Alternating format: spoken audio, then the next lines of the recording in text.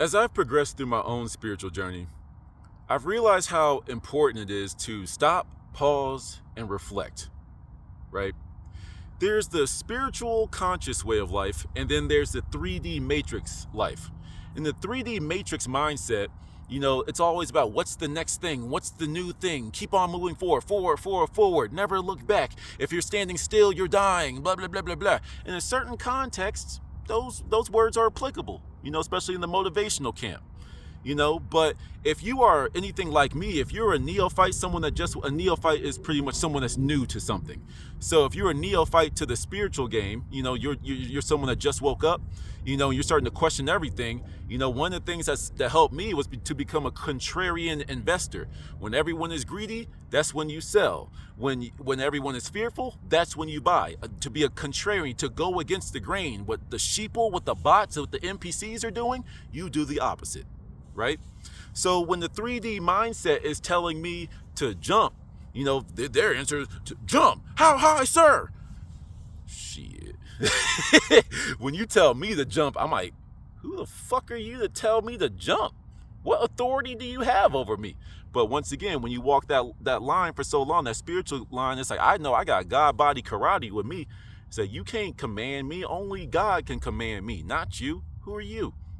You know what I'm saying? But I'm getting way off topic before I even get started. Nevertheless, reflection is important so you can come up with guides, if you will. Some tips for the new person.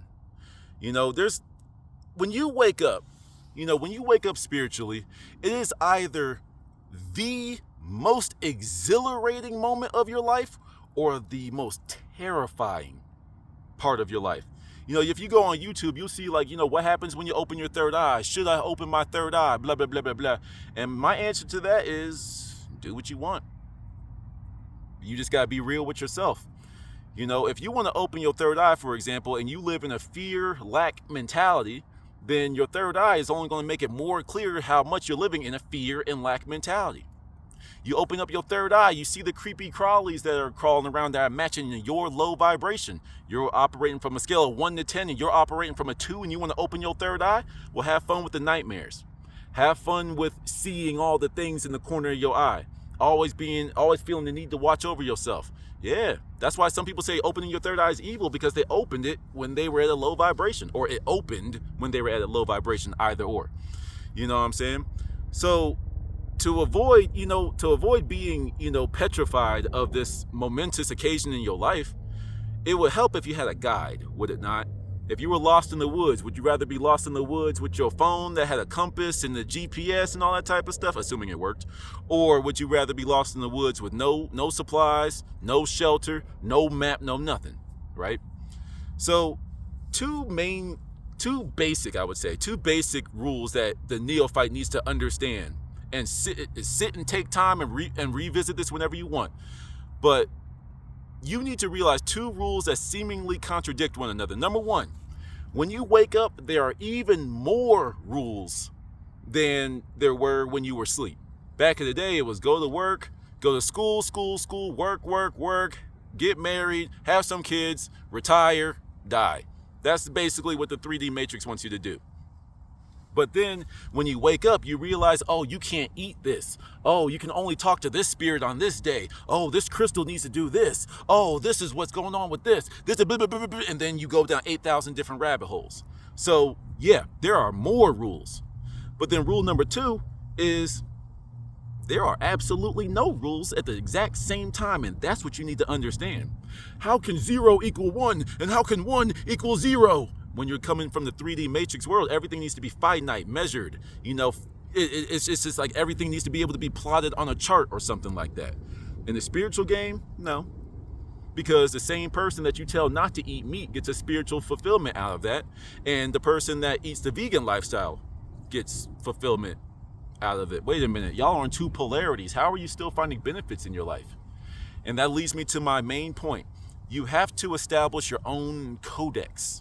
Your codex is pretty much how you interact with your higher power. Whether you call it God, Source, Universe, Jesus, Yahweh, Yeshua, whoever.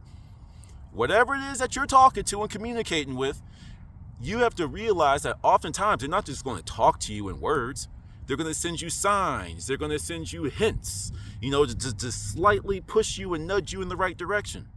You understand? And it's important that you identify your own codex because, for example, let's use synchronistic numbers, angel numbers. When I was first waking up, one of the things that I noticed is I kept seeing 911, 911, 1111s, and I would see like 222 a lot. So what's the first thing you do? Damn, why am I keep seeing this number? Let me just Google it.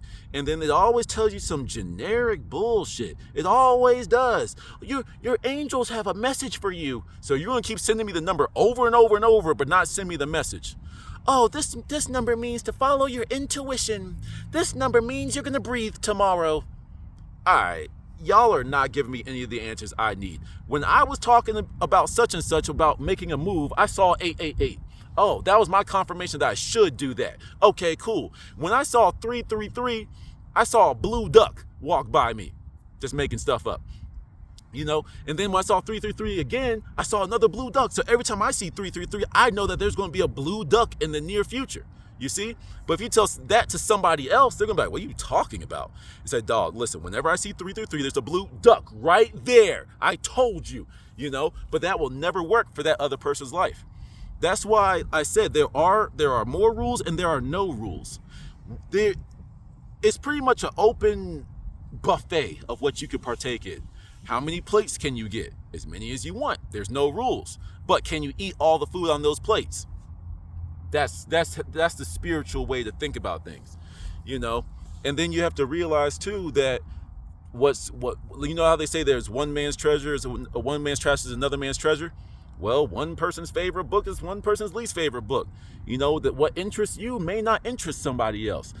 When you establish your own codex and you realize that everyone else's job is to establish their own codex, you avoid the pitfalls of things like spiritual narcissism, where you think you're better than other people because you know something or you read a particular book, or because they don't do a certain practice. Oh, I'm more spiritual than you. That's spiritual narcissism.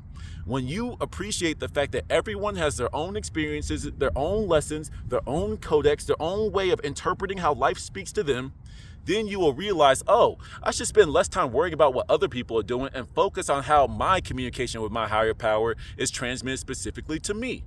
Once you understand that, you can walk into pretty much any walk of life, any spiritual rabbit hole you want, because you know that you have your protection in order. However, the only thing I have to say with this is, even though it's all up to you and you can just as easily say, oh, this works for me. Oh, because I read this person says this and I trust it and blah, blah, blah. You have to be honest with yourself. The same way how people in the dating world, they always want to throw accountability at each other. You need to be accountability when it comes to seeing if your system works. What does a good CEO do? He or she implements, new policies, new strategies and whatever, and then you sit back and you let the data do the speaking for you. Okay, this worked, this didn't work. So when you are establishing your codex, what sense does it make that you have aligned yourself with some religious deity or some spiritual ideology, and it's not benefiting you in your life? For me, I dabble in mental alchemy. Everything with me is in the mind. So if I tell someone to visualize and wait, that's not going to make some sense. That's going to make no sense to somebody that has to do to cut a fucking chicken throat. You know what I'm saying? They got to cut a chicken throat to get what they want. Who's right and who's wrong? Neither one of us. Are we both living our truth? Then that's what it all needs to be at the end of the day. But that's just it. Establish your own codex and take time to reflect. Till the next one.